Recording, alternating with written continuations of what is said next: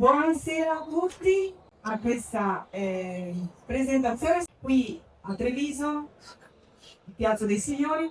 Non potevo far finta di niente e quindi ho provato da fuori a fare qualcosa, ma si riesce poco.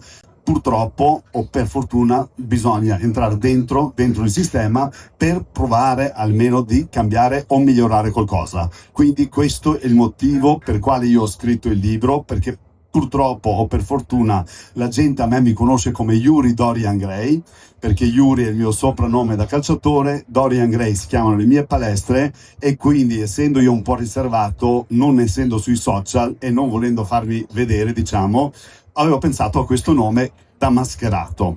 Adesso però è arrivato il momento che devo dire la mia vera identità. Quindi ho scritto questo libro. Il mio nome, come hai detto te, vero, è Yurhan Abdullah, o meglio, io sono nato in Macedonia, sono di nazionalità turca, sono di religione musulmana, orgogliosamente veneto da 30 anni e sono orgoglioso di far questo. Allora, infatti dico, tu non ti sei girato dall'altra parte, poi tra l'altro hai conosciuto Peter, che mi sembra anche lui una persona che avete molto in comune. Peter, come vi siete conosciuti te, Yuri? Ma io e Yuri ci eravamo già conosciuti durante il Covid, mi aveva invitato da lui in palestra. Ciao. Scusate signori, ma qualche volta succede, il bello della diretta. Avevamo le stesse idee inerenti al Covid, inerenti a questa follia che c'è stata, questa follia di psicologia sociale su cui siamo stati delle cavie, tra parentesi, e poi non ci siamo più sentiti, visti, ci siamo, fatalità, rincontrati un paio di settimane fa, proprio perché la vediamo su tutti gli aspetti in modo molto molto simile, in modo molto coerente. Io attualmente sto portando avanti una battaglia, che è una battaglia contro la baby gang e contro i Maranza, perché dal 2015 c'è stato un aumento di criminalità dei minori incredibile, soprattutto nelle grandi città del nord, e questa è una cosa che è inaccettabile che i nostri figli, che anziani, che mamme vadano in giro per la loro città con la paura di incontrare dei criminali minori, tanto più una cosa inaccettabile. Questo, a mio avviso, è dettato in parte da un sempre più marcata perdita di identità, perdita di ruoli all'interno della famiglia, una distruzione di tutto quello che è la personalità poi dei ragazzi tramite un processo di alienazione che viene fatto ogni giorno attraverso i tablet, attraverso gli iPhone. Sempre di più i ragazzi non sono più abituati a comunicare tra di loro, a relazionarsi vis-à-vis come succedeva negli anni 90. Sempre di più c'è questo processo di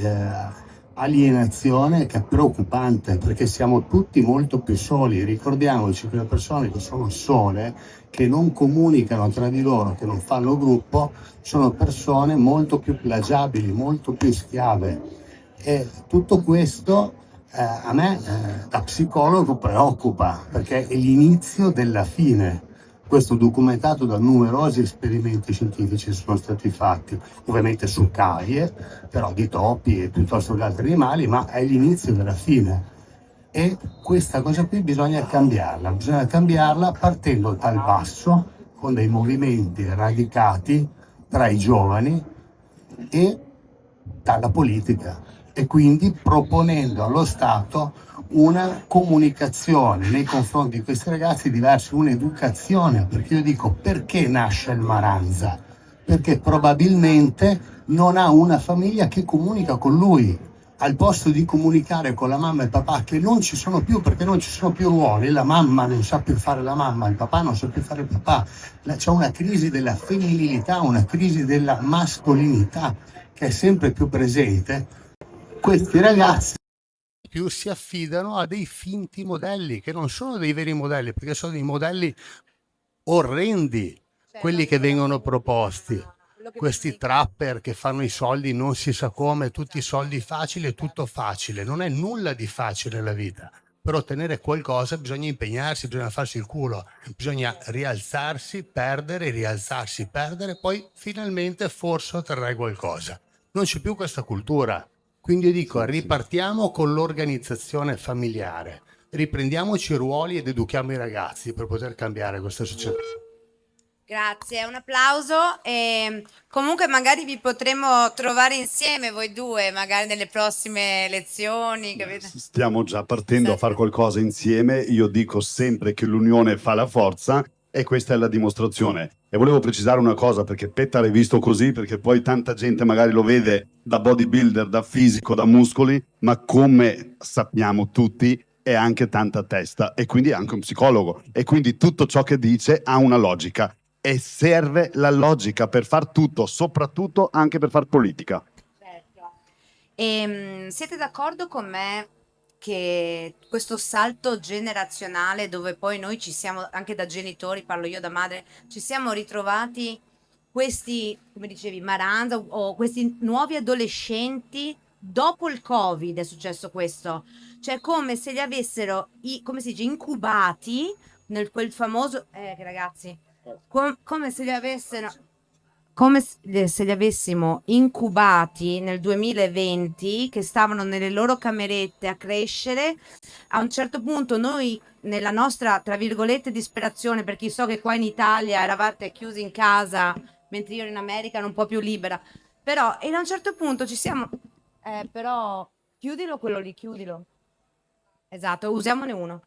Allora, nelle loro camerette, noi con i nostri problemi, loro davanti al computer, tablet, non lo so, a un certo punto ci troviamo tutti quanti, dai più giovani ai meno giovani, di fronte a una nuova realtà, di fronte a una nuova realtà. Ha aiutato questa cosa? Tu pensi che sia stato dopo, che è successo così? Che cosa potrebbe essere successo? Che ci troviamo... Allora, per quanto mi riguarda, il Covid è stato un esperimento sociale incredibile che noi abbiamo subito. Perché è successa questa, diciamo, esplosione di baby gang, soprattutto dopo il Covid? Semplicemente perché con il Covid si è trovato il Covid è stato un compagno, un alleato verso la solitudine, quello che poi tutti i ragazzi hanno sperimentato e hanno mantenuto come tale. Quindi il loro miglior confidente, il loro miglior maestro, il loro miglior esempio non è più l'amico, il familiare, il papà, lo zio, è il cellulare, è quello che ti propone il social media, l'influencer, piuttosto che qualsiasi altra piattaforma. Questa è una problematica immensa. Cosa succede? Succede che avviene un processo di alienazione in questo modo. Il ragazzo si aliena, incomincia a crearsi dei finti bisogni legati all'utilizzo di quel dispositivo e sempre di più perde la capacità di relazionarsi con le altre persone. Senza la relazione con le altre persone, tanto più con i propri familiari, ci saranno delle problematiche educative, ci saranno delle problematiche poi nella gestione della quotidianità. Perché? Perché l'avere accesso in modo alienato a questi tablet ci porterà a una grandissima frustrazione, perché sempre di più questi tablet, questi social media e quant'altro ci propongono dei cosiddetti finti bisogni. E da ciò si genera il tutto. Cosa succede? Se io sono una persona che ha delle problematiche emotive, come il 99% delle persone, per ponderare quelle problematiche emotive cercherò di attuare un meccanismo di difesa che sarà lo shopping, che sarà appunto il finto bisogno, che può essere anche la palestra, la corsa, la droga, l'alcol e quant'altro. I finti bisogni più facili, più fruibili, quali sono? Sono il cibo, sono lo shopping, sono la droga, sono l'alcol. Quindi tutto deriva da una mancata risolutezza emotiva dei giovani. Tra le coppie uguale, si affidano a questi modelli assolutamente non buoni e appunto attuano questi meccanismi di difesa che creano poi dei disastri. Perché nel momento in cui io prendo come esempio un trapper che fa uso di alcol, droga e quant'altro e non si sa come faccia soldi, io sarò sempre più frustrato perché non ho i suoi soldi. perché non ho la sua fama e cercherò in tutti i modi di fare i soldi anch'io, come si sa benissimo come. Un applauso ragazzi, siamo qua. Allora Yuri, adesso io sto cercando di fare un po' parlare del libro, ma cercare di portarlo anche nell'attualità. No, il libro è la realtà. No, perché a me è piaciuta la parte storica, perché questi appunto giovani di oggi non sanno che cosa vuol dire scappare da una guerra, e se dovesse mai esserci una guerra, cosa faranno questi o noi o tutti noi? Perché è inutile che parliamo male solo dei ragazzini, perché tanti adulti, anche tra cui mio marito delle volte, stanno spesso al telefono e io mi impunto, dico no al telefono. Volevo farti una domanda sul libro, se è possibile. Allora, cosa hai provato quando... no, scusate, ho perso il senso perché mi sono persa, scusate un attimo. No, con questo microfono mi sono un po' deconcentrata. Allora, nel libro parli appunto del 1991, dalla Macedonia, dell'esperienza di cosa vuol dire scappare realmente da una possibile guerra. La tua famiglia ha dovuto lasciare tutto e tu te ne sei andato. Cosa ti è rimasto più impresso di quel momento? Allora, diciamo che appunto nel 1991, quando è successo il casino nell'ex Jugoslavia, quindi Macedonia faceva parte della Jugoslavia e quindi è stato l'ultimo paese che stava per partire la guerra, e noi, guardando la situazione, abbiamo deciso insieme ai miei appunto di scappare e siamo andati in Germania. Sai, a 12 anni scappare e sentire di guerra, vedere certe situazioni non fa sicuramente piacere. Non auguro a nessuno, perché la guerra è una cosa, io penso, drammatica e che rimane per tutta la vita dentro la testa. Io sono contro tutti i tipi delle guerre, cioè non ci sono religioni, non ci sono colori, non c'è nulla. La guerra non deve esistere, punto e basta. E io sono anche contro gli armamenti, perché gli armi servono a fare la guerra. Quindi se non vogliamo le guerre non possiamo investire sulle armi. Detto questo, quando sono arrivato in Germania, non ti nascondo, io vivevo in un paese piccolo della Macedonia, non sapevo nulla, diciamo, dell'Europa. Arrivare in Germania, vedere tante facce, tante persone, tante difficoltà, non è stato facile. Avevo la mia sorella che era più piccola, quindi siamo arrivati, è stato tutto nuovo per noi. A livello economico, ecco, non parlando la lingua, però posso dire solo una cosa e poi magari ci agganciamo anche alla integrazione. Germania è un esempio da seguire, perché noi siamo stati accolti, siamo stati seguiti fino all'ultimo giorno che ci hanno accompagnato all'aeroporto per andare a casa. Questa si chiama integrazione, oppure meglio, gestione dell'immigrazione.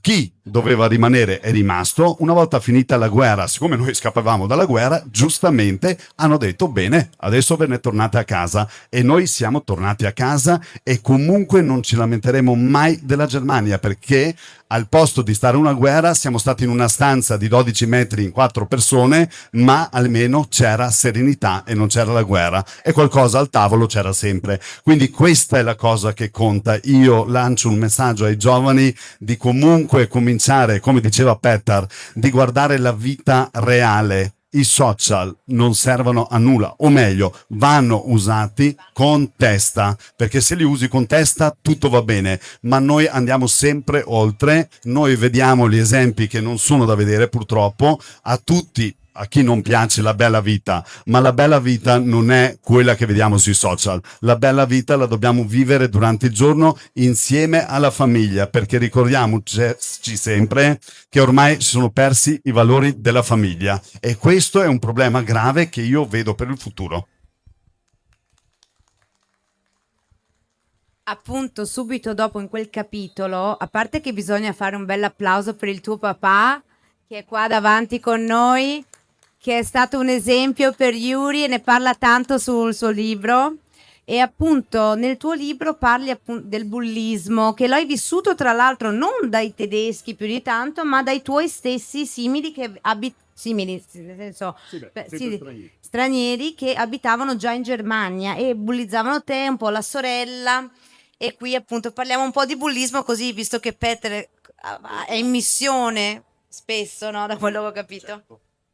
Ecco, proprio questo, cioè se io ho deciso per di entrare in politica, il primo motivo era proprio questo argomento del bullismo, perché io l'ho vissuto sulla mia pelle e io non ho bisogno di sentire nessuno cosa vuol dire subire il bullismo.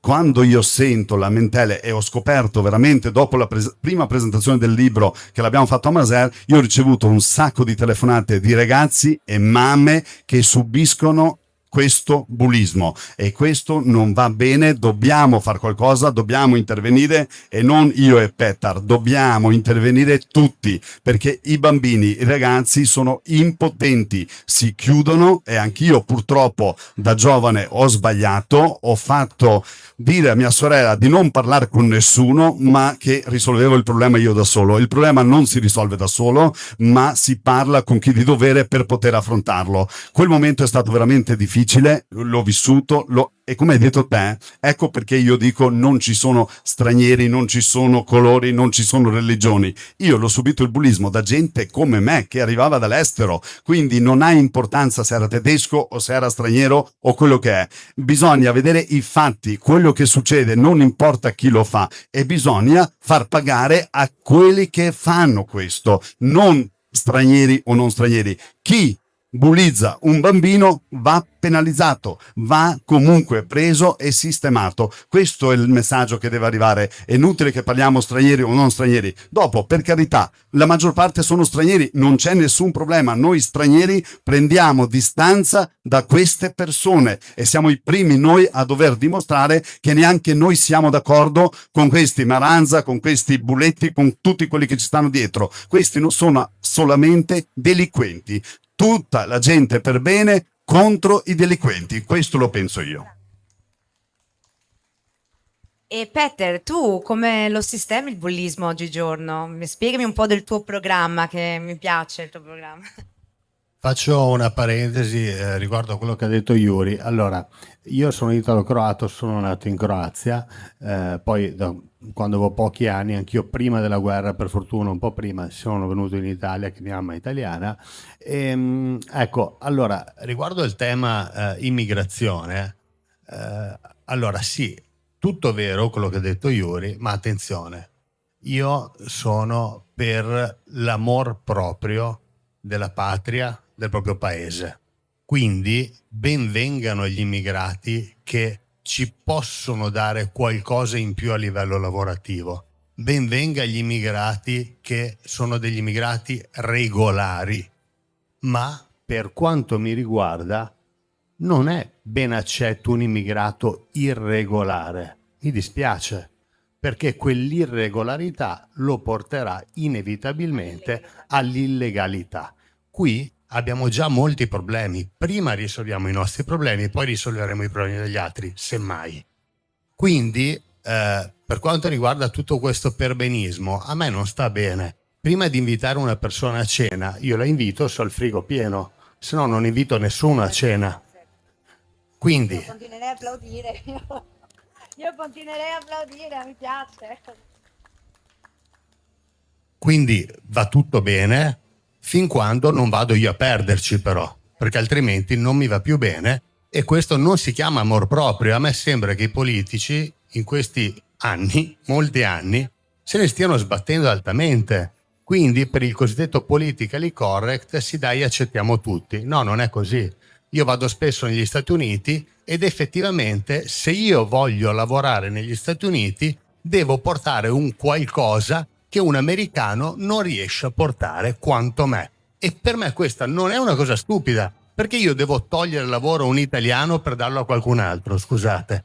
Anche perché per quel qualcun altro, 99% delle volte, poi quei soldi che guadagna, buona parte li reinveste nel suo paese. E quindi che tipo di economia stiamo costruendo? Abbiamo un debito pubblico enorme e continuiamo a fare queste cappelle. Qua non si parla di destra o sinistra, si chiama di rigor logico.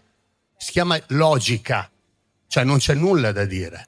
Per quanto riguarda il tema bullismo e il tema appunto baby gang, è molto semplice, tra virgolette, dare dei modelli diversi. Primo. Secondo, educare questi ragazzi. Terzo, e non per terzo, ma forse per primo, accertarsi che vengano attuate delle leggi barra dei controlli per chi fa delle cazzate, cosa come ora non avviene. Io ho intervistato una signora a Padova, un maranzino e le ha puntato il coltello, è andata a denunciarlo alla polizia, la polizia non ha fatto nulla.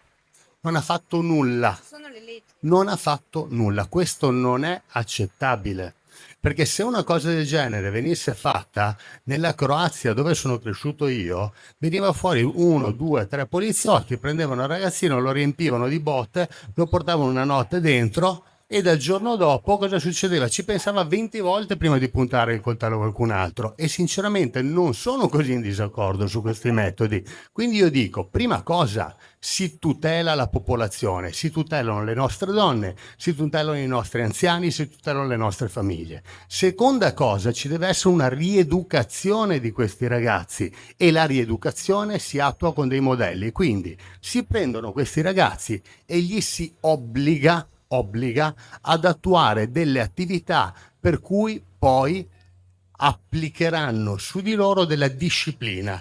Queste attività possono essere arti marziali, può essere culturismo nella miglior forma, senza forme dopanti e quant'altro, possono essere Thai box, Brazilian Jiu-Jitsu, 1000 discipline che ti insegnano il rispetto dell'altro, che ti rinsegnano al toccare, al vivere, al relazionarsi vis-à-vis. Mai più relazionarsi solo con questi cazzi, perché questi cazzi provocano delle disgrazie sociali che stiamo vedendo e continueremo a vedere sempre di più, per come la vedo. Ma quindi voi pensate comunque tra il criminale e il bullo, una volta ai miei tempi erano due cose completamente diverse, oggigiorno invece la vediamo con un'altra ottica? Allora, diciamo che alla fine creano danni tutti e due e quindi sono tutti criminali. Detto questo, come diceva Peter, qua bisogna partire dal basso, o meglio, io personalmente quello che proporrei è l'educazione civica presso le nostre scuole.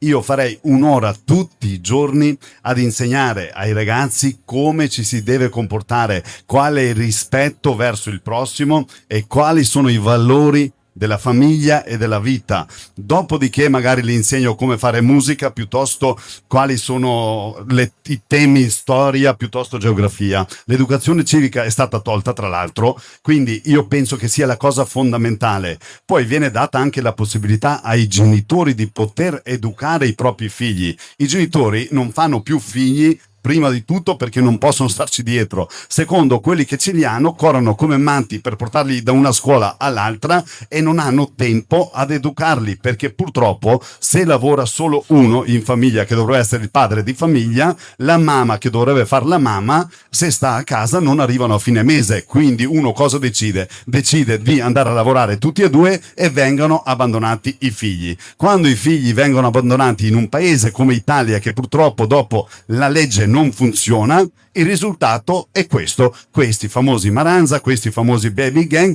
che fanno ormai tutto quello che vogliono senza alcuna paura, e questo è il vero problema, senza alcuna paura, perché nei paesi nostri, come diceva Petar, è la paura che valeva, cioè tu quando hai paura e quando sai quello che rischi non vai a far danni in giro. Siccome che in Italia non si rischia nulla, ognuno fa quello che vuole, e questo andrebbe cambiato. Però io volevo dire una cosa anche un po' provocatoria. Io comunque io sono stata anch'io bullizzata quando ero piccolina, alle elementari e alle medie. E io devo dire che io oggigiorno ringrazio i bulli, le ho anche prese, non solo le parole, ma anche le botte. Cioè, abbiamo usato le mani ai nostri tempi, ero un po' selvaggia. Però devo dire che oggigiorno, quando esco come una tigre del Bengala, non ho paura, perché comunque ho fatto un'esperienza da bambina fino a donna che mi ha portato, magari non siamo tutti uguali, però comunque delle volte il bulletto è bello sconfiggerlo, ti dà tanta soddisfazione. Lei da psicologo cosa pensa di questa mia, quando sono cresciuta, insomma? Ma sicuramente qui ci sono molte variabili a riguardo, tanto più variabili soggettive, quindi per certe persone sono delle esperienze che possono far crescere, per altre persone sono delle esperienze che ti possono distruggere. Io non posso sperare che chi viene bullizzato abbia il tuo carattere e ne esca più forte. Ben venga se è così, ma se ha un carattere diverso e viene distrutto e si lancia da un balcone, lì è un problema. Quindi, sai, sono tutte variabili, ce ne sono tante. Dico solo che bisognerebbe un attimino tutelare di più la situazione. Tutelare la situazione, ripeto, dal basso. Cioè, torniamo un attimino a creare quella che è un'organizzazione principe della società, che è la famiglia. Perché la famiglia, ora come ora, si è persa. Cosa significa si è persa la famiglia? Si sono persi i ruoli. Nel momento in cui io non ho più ruoli, ovviamente vado in una organizzazione che non è più un'organizzazione, si chiama anarchia. Nell'anarchia non si può portare nulla di buono perché ci sarà la distruzione, non ci può essere crescita nell'anarchia. Quindi nel momento in cui la donna non sa e non vuole più fare la donna, l'uomo non sa e non vuole più fare l'uomo perché non va più di moda così, quello è un problema, e anche qui è un problema legato alla società e a dei finti e falsi, a mio avviso, modelli che ci vengono proposti. E la femminilità viene sempre più distrutta. Perché? Perché una donna che non guadagna, una donna che decide di stare, tra virgolette, soltanto in casa, viene vista come una sfigata, come una buona nulla. Per me non è una sfigata. Io sarei favorevole che le donne che decidono di portare avanti soltanto, tra virgolette, una famiglia, che decidono di essere le fondatrici del nucleo principe dell'organizzazione sociale, le cosiddette casalinghe, vengano stipendiate dallo Stato, perché è un lavoro vero e proprio e merita enorme rispetto. C'è sempre meno rispetto della cosiddetta casalinga, quindi la casalinga, per adattarsi, cercherà di portare a casa i soldi, se no si sentirà una sfigata. Con questo non accetta il suo essere donna, che da centinaia di migliaia di anni è ovviamente l'imperatrice del nucleo principe che si chiama famiglia, ed è da ciò che poi nasce tutta l'organizzazione sociale. Quindi cosa succederà? Volendo portare a casa i soldi, incomincerà implicitamente molte volte a fare una cosiddetta guerra a chi ce l'ha più lungo con l'uomo, e quindi lei vorrà prendere parte a quello che era un ruolo tendenzialmente maschile. L'uomo non sa più cosa deve fare perché si ritrova a fare delle cose che tendenzialmente non gli appartengono, quali magari tenere un neonato o altro, non che sia un male, ma sinceramente non è una cosa così naturale per un uomo. Da ciò va a scatavascio qualsiasi tipo di ruolo all'interno della famiglia, e così si vedono sempre più divorzi, sempre più problematiche. Io dico, torniamo a valorizzare il ruolo della donna. Se una donna e un uomo decidono di avere una famiglia, è normale che poi quel figlio dovrà essere cresciuto da qualcuno e non da delle balie. Quel qualcuno sarà colui che magari prenderà lo stipendio meno importante. Se è la donna, ben venga che magari faccia un part-time e non un full-time, ma se farà un part-time dovrà essere comunque, a mio avviso, in parte stipendiata dallo Stato. Perché? Perché è un lavoro.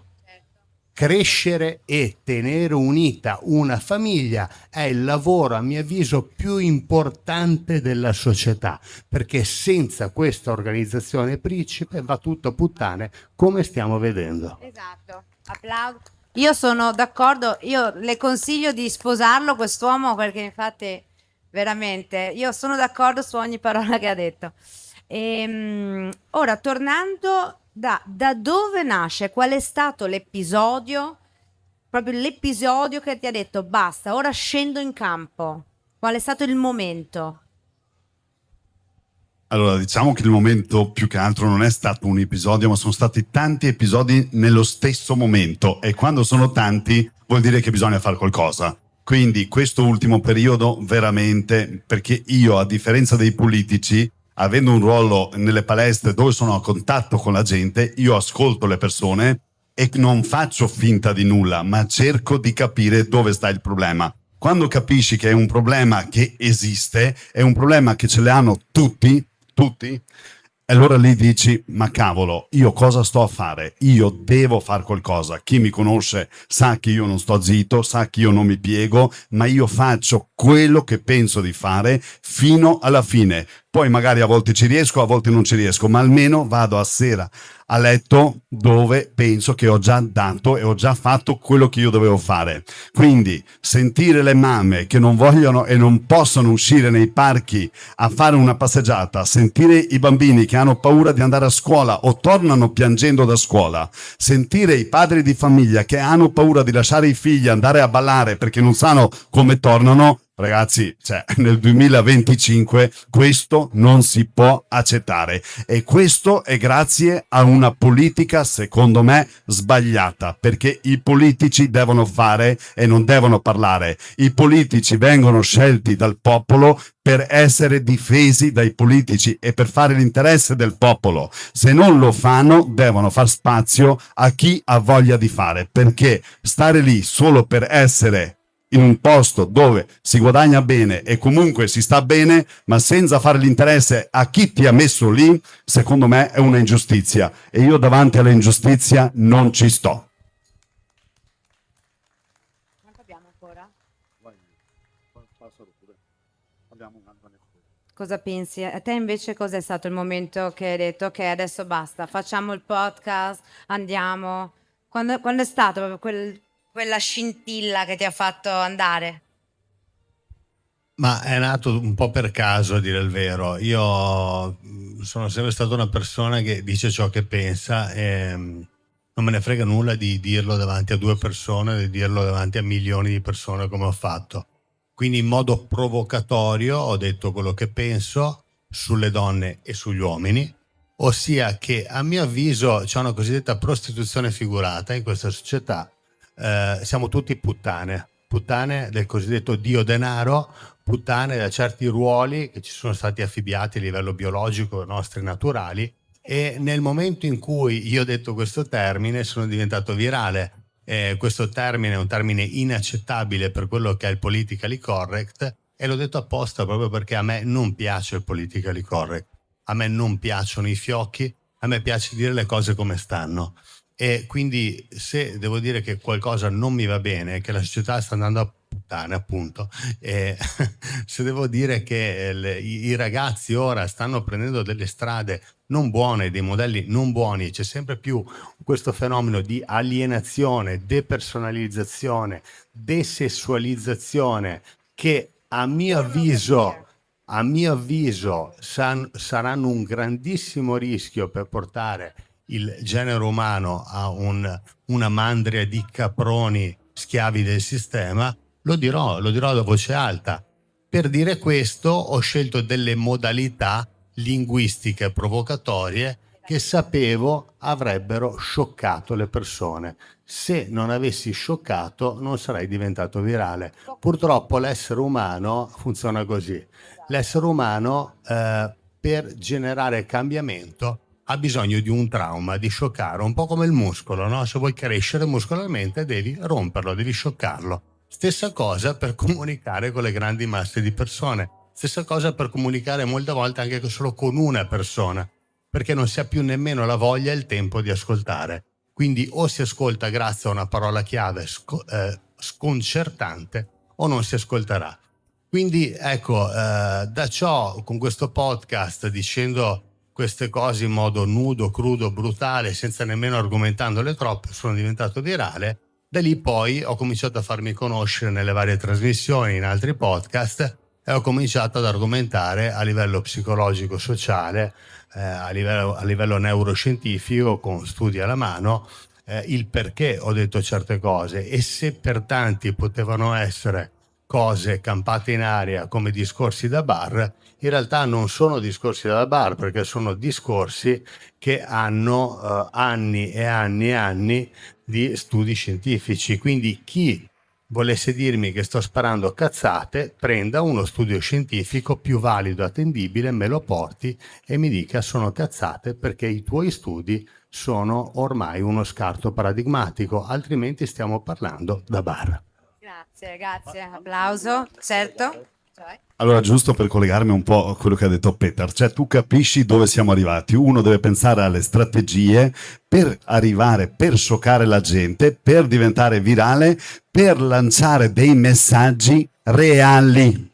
Ma questo non è possibile. Cioè, Peter non sta mandando un messaggio sbagliato, Peter sta mandando un messaggio che è il problema di tutti noi. Quindi, per fare questo, ci tocca usare delle strategie e questo non va bene. Questo dovrebbe essere un messaggio molto semplice e dovrebbe arrivare alla politica per le porte che comunque loro dovrebbero tenere aperte a noi, perché la gente deve poter esprimersi, deve poter dire quello che subisce, quello che soffre e poi la politica dovrebbe risolverlo. Purtroppo non è così e noi andiamo avanti con le nostre strategie per arrivare. Cioè, quindi è veramente il mondo al contrario. E quando qualcuno l'ha scritto, Pippo Vanacci, ecco, aveva una ragione grande, immensa, anche se non piace a tanti, ma in Italia purtroppo quando uno dice la verità non piace, anche dai suoi colleghi stessi, ma io penso che quello che ha detto ha un senso e ha una logica. Stiamo parlando di prima, che la logica ci deve essere dappertutto e ovunque. Grazie. Ma il discorso è perché, cioè, anche il generale Vannacci aveva scritto delle ovvietà. Io conosco Roberto, siamo amici, eccetera. Lui, a parte l'esclamazione, insomma, la parolaccia che ha usato, che io da persona abbastanza intelligente avevo subito capito la provocazione. Però, infatti, come dici te, perché dobbiamo, per dire delle ovvietà, spararla più grossa, hai capito? Perché altrimenti, perché secondo te? Cioè, questa è logica, quasi banale. Perché secondo te nella mente umana è qualcosa? Stiamo vivendo nella cosiddetta era del tutto e subito. Non abbiamo più la pazienza di sederci e ascoltare. Non funziona. Perché? Perché sempre di più siamo coinvolti da degli stimoli che sono assolutamente immediati. Siamo abituati a scrollare.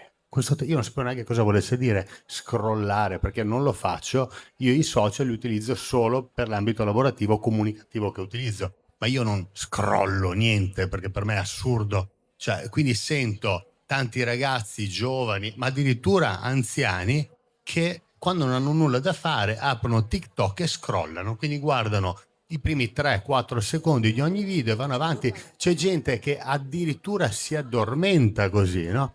E quindi giustamente tu mi dici c'è la dopamina. Sì, certo, si chiama sistema dopaminergico, ok? Che poi attua un sistema serotoninergico, ok?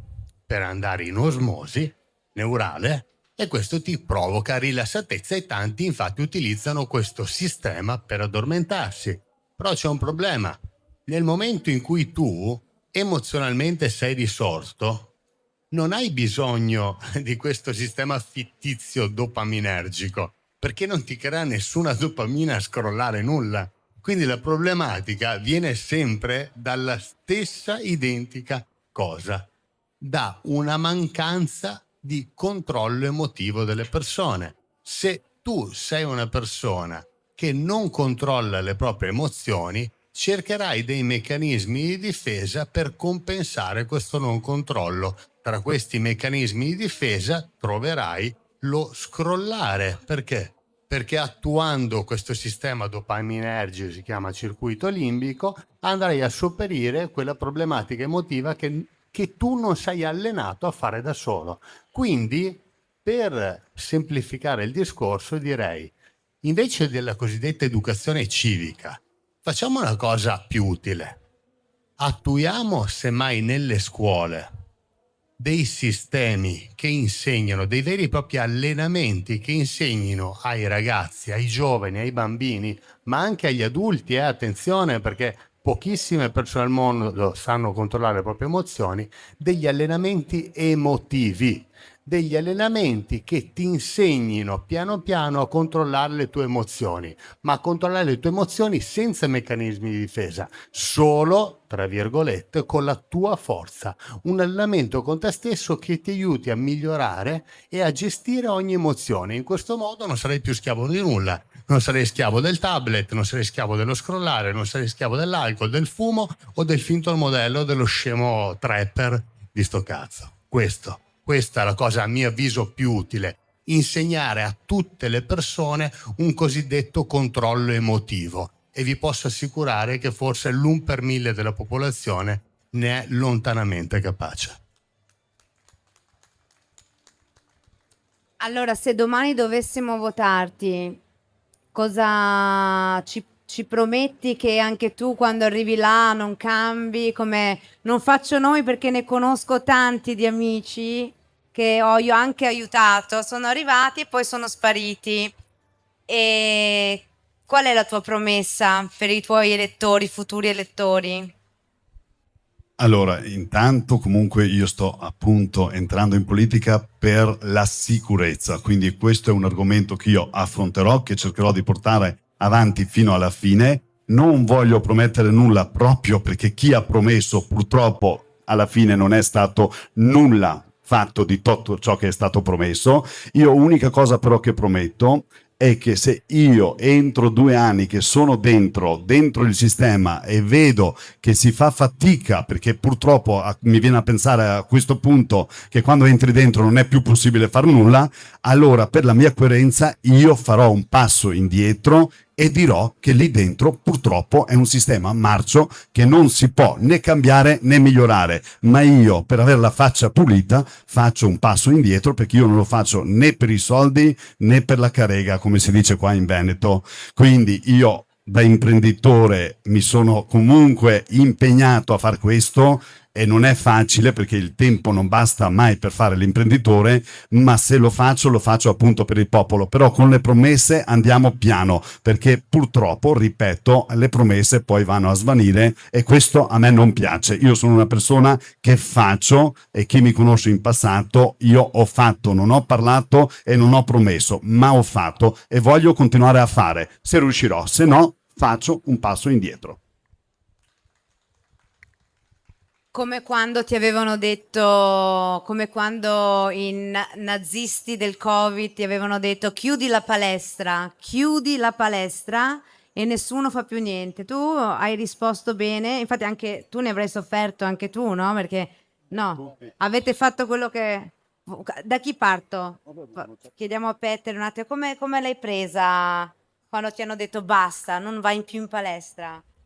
Allora, la cosa divertente è che a me sinceramente è cambiato pochissimo, perché mi sono adibito una stanza, sono comprato i miei macchinari, mi allenavo ogni giorno nella mia stanza, ok, non con tutta questa varietà, dopodiché mi ero organizzato con tutti i miei clienti e tutte queste persone gli facevo personal a distanza con il cellulare, o personal o sedute psicologiche, perché io quello facevo, adesso non faccio più personal perché non ho più tempo. E sì, certo, per un imprenditore è stata una cosa diversa, però per me che ero un libero professionista comunque mi sono organizzato e sono riuscito a ovviamente sopperire quel problema. Non mi è piaciuto più che altro la forma di imposizione che mi è stata data senza avere effettivamente una questione pratica, solida, scientifica. Era tutto molto ombroso, diciamo. A me le cose poco chiare non è che piacciono molto. Sinceramente mi ero stupito di quando Yuri aveva deciso di fare questa campagna con la palestra all'aperto e quant'altro, e se fossimo stati più vicini sicuramente ci sarei andato tutti i giorni, solo che non eravamo esattamente 2 passi, ma l'ho trovato a suo tempo, mi ricordo, molto molto coraggioso da parte sua, e sicuramente è una cosa che gli fa onore. Aspetta, ma ricordiamo al pubblico, cioè, cosa hai fatto? Racconta di questa...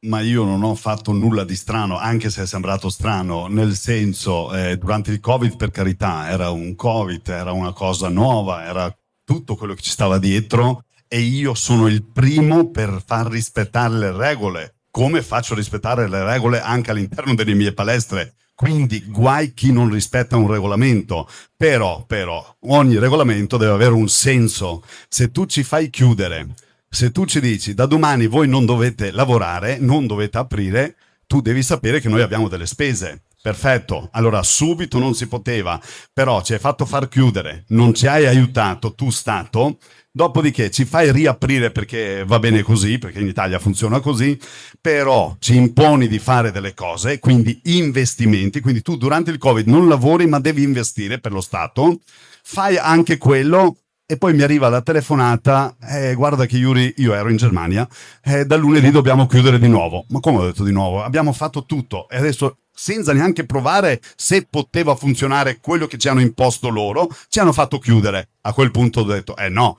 questa è una presa per il culo e io non ci sto alle prese per il culo. Allora ho fatto che, ripeto, non essendo social, ho fatto un video di sfogo, ero in macchina tornando dalla Svizzera, chiamo Mauro, mio collaboratore, e ho detto, ascolta, dimmi come cavolo si pubblica un video. Insomma, mi spiega come si pubblica questo video, in giro di un'ora fa 30.000 visualizzazioni, tutti che mi appoggiano e io dico, ragazzi, lunedì palestra Dorian Gray aperta a tutti, iscritti e non iscritti. A quelli iscritti ho bloccato gli abbonamenti perché giustamente c'era chi aveva paura e non voleva venire, quindi a loro non ho tolto nulla, ma nessuno mi può impedire di fare quello che io voglio fare. E io per la gente, anche perché sappiamo benissimo che lo sport casomai aiutava a sconfiggere il Covid e tutte le malattie, e tu vai a chiudere per primo lo sport, io non ci sto. Allora ho fatto sì che ho preso tutti i macchinari, li ho messi fuori, ho invitato tutta la gente e veniva gente veramente da tutto il Veneto ad allenarsi, gratis, perché doveva essere una protesta.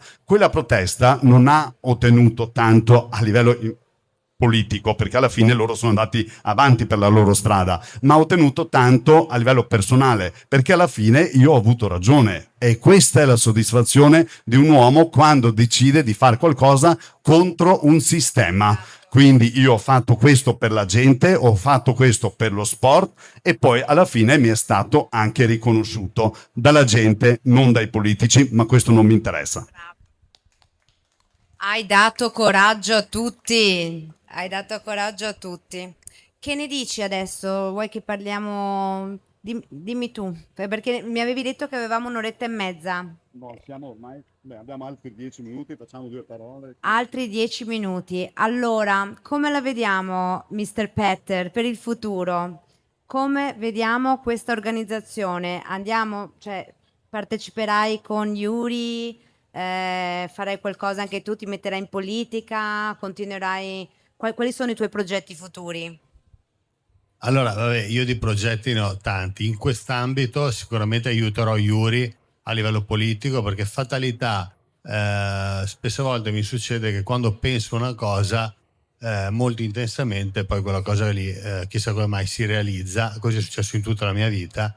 Era da un po' di mesi che pensavo al discorso politico, tra zanzara, lotta antimaranza e quant'altro. Fatalità mi ha chiamato Yuri, mi ha chiesto una mano su questo suo progetto e sempre fatalità la vediamo in modo simbiotico su tantissime situazioni sociali, e quindi sarò ben lieto di dargli una mano. Dargli una mano perché, ripeto, a me della notorietà non me ne frega nulla, perché ne ho già abbastanza, così come ho già abbastanza lavoro. Mi interessa perché allora io ho 2 figli, una figlia di 5 anni e uno di 8, e ho deciso che quando loro saranno un po' più grandi voglio che vivano in una città e in un posto migliore. Non esiste al mondo che mia figlia a 10 anni avrà paura di andare in giro per la sua città con il terrore che qualche ragazzetto le possa far male. Non esiste. Non esiste che sia in un paese che non tutela la propria popolazione per tutelare semmai degli immigrati tanto più irregolari. Non esiste. Non esiste che ci massacrino di tasse. Non esiste. Non esiste. Non esiste che vengano, tra virgolette, tutelati parzialmente i dipendenti, perché anche lì si apre un universo, e gli imprenditori che danno da mangiare a molti famiglie vengono sempre meno tutelati e anzi vengono visti come quelli da risucchiare il sangue. Io di questa cosa mi sono veramente rotto. Quindi io farò pressione verso lo Stato perché avvenga un cambiamento. In primis un cambiamento per quello che è il lato sicurezza, come dicevo Yuri, quindi non esisteranno più Maranza, Baby Gang e quant'altro. Se esisteranno, ci sarà un sistema che tutelerà la popolazione e soprattutto che rieducherà questi ragazzi, visto che per ora le famiglie non sono più in grado di educare, a quanto pare, e sempre di più pressare perché si cerchi di vivere in un posto migliore dove entri in vigore la cosiddetta logica, il cosiddetto buon senso. Non può esistere che una persona deve trovare ogni escamotage per sopravvivere perché abbiamo il 60-70% di tassazione. Non esiste al mondo. Per poi avere che cosa? Ancora vai all'ospedale, ti paghi il ticket di 80 euro, le strade rotte, vai a Roma che ci sono immigrati regolari dappertutto e puzza di piscio ovunque. Io pago 1500 euro mio dipendente e altri 1500 allo Stato. Allora sai cosa facciamo? Ti do direttamente 3000 euro a te dipendente, dopodiché ti fai tu l'assicurazione e ti vai tu a fare le cure private. A sto punto preferisco, e tutti i dipendenti sono sicuro che preferirebbero questa cosa. Se al posto di guadagnare 1200 euro in busta paga guadagnassero 2500 euro e poi ti arrangi tu a farti le tue cazzo di assicurazioni. Esatto, all'americana. E un imprenditore si paga il 10-20% di tassazione e si arrangia lui. Basta. Che ci sia più facilità per le imprese, che ci sia più facilità anche per dei progetti sovvenzionati dalle banche, che siano in grado di vedere degli investimenti effettivi per il bene comune. Questa cosa qui, ripeto, si chiama logica. E su questa logica io voglio puntare questo aiuto politico che darò a Yuri. Mi piace molto. Ma anche perché, come diceva Petar, alla fine noi paghiamo le tasse perché lo Stato in automatico, tu quando apri un'attività diventa tuo socio al 60%, senza assumersi nessun rischio, ma solo nel guadagno fa parte della società.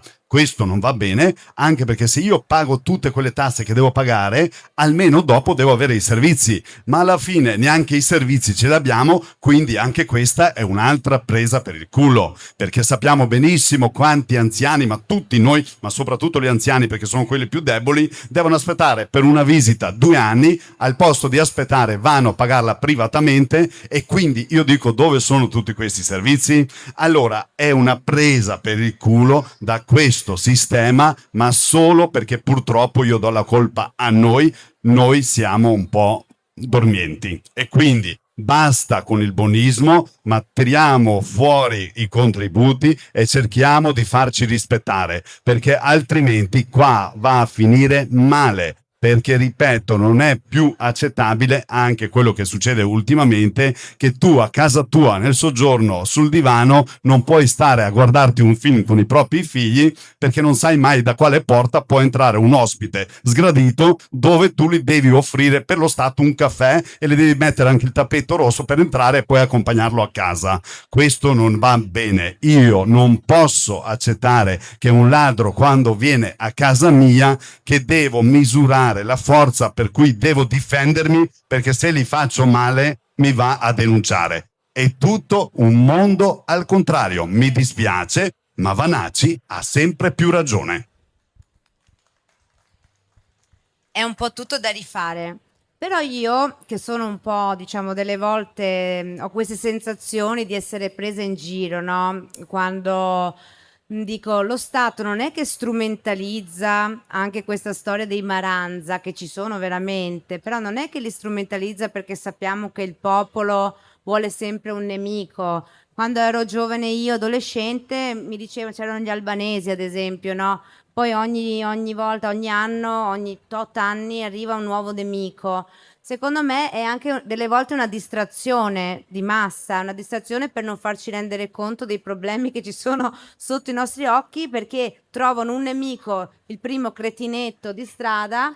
Non vorrei che fossero usati anche loro, perché magari hanno delle situazioni familiari disperate, vanno in strada, non hanno i soldi del tablet, non stanno a rincoglionirsi, vanno a far casino. Cioè è proprio tutto da recuperare qua. E tra l'altro avevamo votato, almeno io, la destra, la Meloni, diceva blocco navale, qua su e giù, doveva finire tutto. e siamo messi peggio di prima, dal mio punto di vista, questo è il mio punto di vista. Tu cosa ne pensi? Sì, penso che spesso e volentieri nella società si attui quel principio che David Icke chiamava come il principio del creare il problema.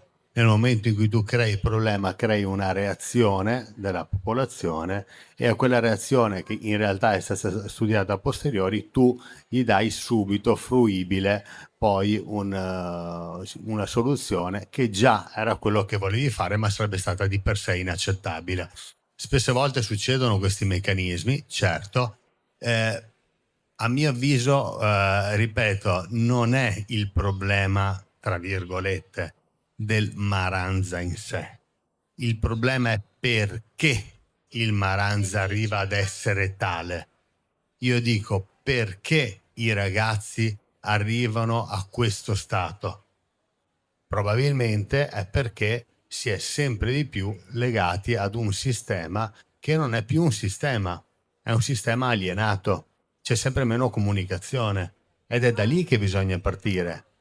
Nel momento in cui la comunicazione addirittura non può più avvenire se non ha delle parole chiave e non viene subito facilitata perché altrimenti non la si comprende più, questo qui è un problema enorme, perché questi ragazzi che hanno perso un processo di attenzione fondamentale è un rischio. Solitamente si è visto che la popolazione umana di anno in anno cresceva il quoziente intellettivo. La cosa divertente, tra virgolette, che non è divertente, è che dal 2015 al 2020 nei paesi nord europei, quelli più avanzati a livello tecnologico, a livello di apparecchiature, tablet, iPhone, si è visto un processo inverso di quoziente intellettivo tra i giovani. Questa cosa qui perché è avvenuta? Da questo studio è emerso che questi bambini, ragazzini su cui è stato fatto lo studio, erano sempre di più soggetti a interfacciarsi con questi marchingegni elettronici. Cosa succede? Queste apparecchiature fanno perdere al bambino una capacità di selezionare le informazioni e soprattutto di avere una tempistica umana, naturale, nel leggere e fruire l'informazione. Non avevano più tempo, più la voglia, perdevano subito l'interesse di leggere. Questo provoca ovviamente un abbassamento del quoziente intellettivo. Questa cosa qui, ripeto, è da considerare, perché se perdiamo la capacità di selezionare le informazioni, oppure pensiamo di selezionare le informazioni, ma in realtà un'informazione selezionata a priori da qualcun altro, tipo l'intelligenza artificiale ChatGPT, che ci fa selezionare solo un X di informazioni e non a 360 gradi, c'è una finta libertà. Quindi noi da schiavi facciamo finta di essere liberi, quando ci hanno lobotomizzati e ci continuano a far credere di avere un processo di scelta a 360 gradi, quando invece soltanto di una matrice di 30 gradi. Questa cosa qui è gravissima e bisogna cambiarla. Io vuoi aggiungere? Ok. No, aggiungo solo perché facendo così, gestendo così l'immigrazione, infatti uno dei miei slogan per le elezioni è quello che l'immigrazione va gestita bene, perché noi non possiamo pretendere, ma nessuno Stato vive senza gli immigranti, ma gli immigrati, come diceva Peter prima, vengono accolti, vengono regolarizzati, quelli che servono, e quelli che non servono devono andarsene a casa loro, come me ne sono tornato io a casa mia quando non servivo più ai tedeschi. Quindi non c'è nulla di male, è una logica. Se io ho bisogno da imprenditore di te, collaboratore, ti tengo finché ho bisogno, ma se io non ho clienti, ma cosa ti tengo a fare? Cioè tu Stato mi costringi a tenere un collaboratore, a pagarlo, anche però se io non posso permettermelo. Questa è una follia, cioè ecco perché non c'è una logica a tutto. Tutto però questo, facendo tutta questa gestione sbagliata, non fa altro che crea odio, e questa è la cosa più brutta che sta accadendo. Si crea odio tra noi popolo. Quindi Maranza, baby gang, italiani, veneti, stranieri, ma non si parla di delinquenti e di gente per bene, ma si cerca di creare odio proprio, come hai detto te prima, per trovare un argomento che si parli pur che non si parli di quello che fanno loro. Ma quello che fanno loro è quella la base sbagliata, perché la politica deve essere da esempio, la politica deve essere quella che risolve i problemi, quella che ascolta noi cittadini e quella che ci permette a vivere bene. Se non lo fa questo, non sono politici. Se non sono politici, che se ne vanno a casa. Grazie, un bel applauso più forte per Yuri, il suo libro, La storia di un uomo, che è anche un po' un manifesto, però è un libro veramente, prendetelo perché fa scendere le lacrime, fa bene e vi fa sentire, diciamo, vi fa sentire uniti, uniti. Mi piace molto. Ragazzi, penso che sia finita, salutiamo Peter. Per il rinfresco siete benvenuti, ringraziate Yuri e Peter, insomma, ecco. E niente, vi saluto, alla prossima, seguiteci, seguite le nostre avventure, parteciperò anch'io in qualche modo. Grazie. Ciao, ciao a tutti, grazie.